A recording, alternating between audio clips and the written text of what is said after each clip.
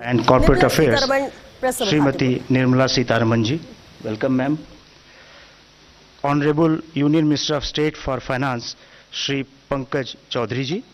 I also welcome Finance and Expenditure Secretary, Dr. T.V. Somanathan, Secretary Economic Affairs, Shri Ajay Seth, Secretary Deepam, Shri Tarun Kant Pandey ji, Secretary Financial Services, Tuhin Kant Pandey ji, Secretary Financial Services, Dr. Vivek Joshi, Secretary Revenue, Shri Sanjay Malhotra, and Chief Economic Advisor to the Government of India, Dr. V. Anant Nageshwaran, to this press conference. Friends, I request you to follow this following point of order.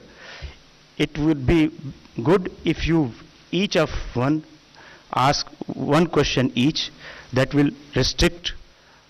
will facilitate others to ask questions. And we will try to take most of the questions in this press conference. Ma'am will directly answer your question without any preliminary statement. Over to ma'am. Over to question. Anybody? All question 71, please.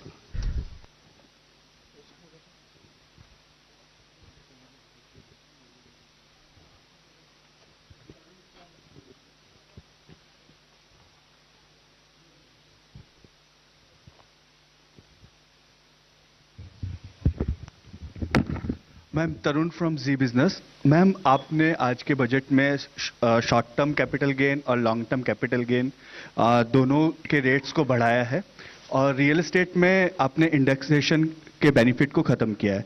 तो ma'am क्या हम माने कि जो equity है अब आप उसको बाकी एसेट्स क्लास के बराबर लाना चाह रहे हैं, इस वजह से आपने लॉन्ग टर्म कैपिटल गेन के टैक्स रेट को 10% से 12.5% किया?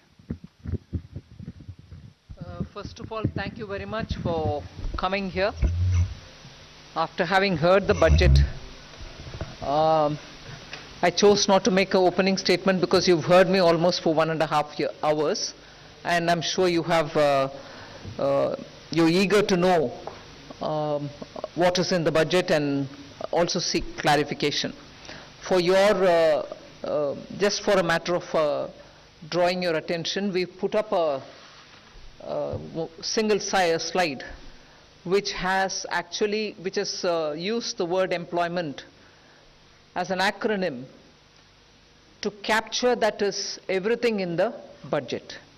So each letter actually highlights the important points of the budget, and we can elaborate more on that a bit later, but employment captures everything to do with this budget, and I would like you to, for a moment, spend a time on it. And deriving from that, everything which has been said in the budget falls in place. But with that said, yes, your question is on,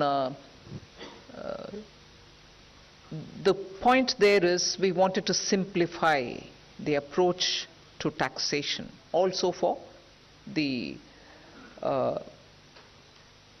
capital gains. One. Second, if anything, the average taxation actually has come down when we say it is 12.5%. Because we've worked out for each of the different asset classes, each varied with the indexation. I'll ask secretaries to elaborate on it.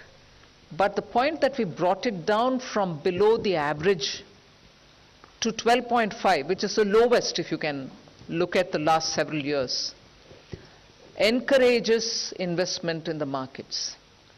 With that said, I'll ask Somanathan or who is going to elaborate, Sanjay, on the specifics. So you had, there were I think 2 or more parts to your question. One was on real estate and gold and other assets. So earlier the rate was 20% with indexation. It has now been reduced to 12.5% without indexation.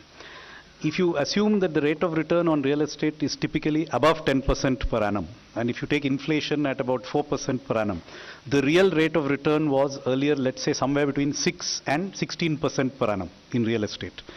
If it was 16%, 20% of 16% was being taxed. The effective rate was 16%. it has gone down to 12.5%. If the rate of return was 10% per annum nominal, it has also remained approximately the same at 12.5%.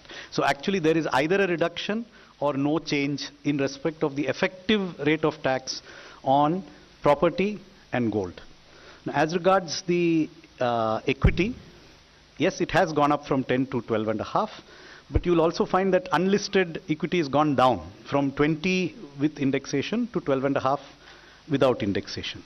Basically, we have a very, very simple, easy regime. All listed, all unlisted are at 12.5% long term. And all are at 20%, equities are at 20% and everything else is at applicable rate for short term. So yes, short term has gone up, and yes, long term has been rationalized. It has not necessarily gone up. And Sanjay, would you like to add anything? One point I would like to add over here is that we also need to keep in mind as to the kind of people who are actually paying these taxes, the capital gains on the securities, the listed securities especially. And so over there, when we did this analysis for the year 22-23, we found that about 88% of the tax is actually coming from people who have an income of more than 15 lakh. 61% of that income is actually coming from people who have an income of more than 1 crore. That is income on capital gains on this. And we are all aware that otherwise, the standard rate is, about 30%. And for some it can go up to 39%. So this marginal, very small marginal increase is actually impacting only those, primarily those who have an income of more than 15 lakh rupees per year. Okay, number 3. On capital gains. Ma'am, Timsi Jaipuria from CNBC TV 18. You announced a very lucrative new tax regime with changes in tax slabs. A lot of new changes are there in the income tax side, on the revenue side. And in the speech, you mentioned that revenue foregone will be around 29,000 crore rupees, whereas government will now try to mobilize around 30,000 crore rupees.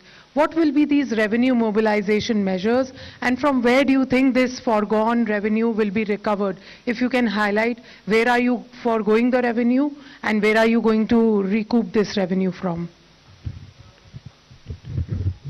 First of all, it is not just because we've mentioned it in this budget, but the attempt to widen the tax net is something which we've been repeatedly saying, that India's tax net will have to be widened, whether it is in the direct taxation or indirect. Second, there are also now the PSU dividends which are improving because the valuations are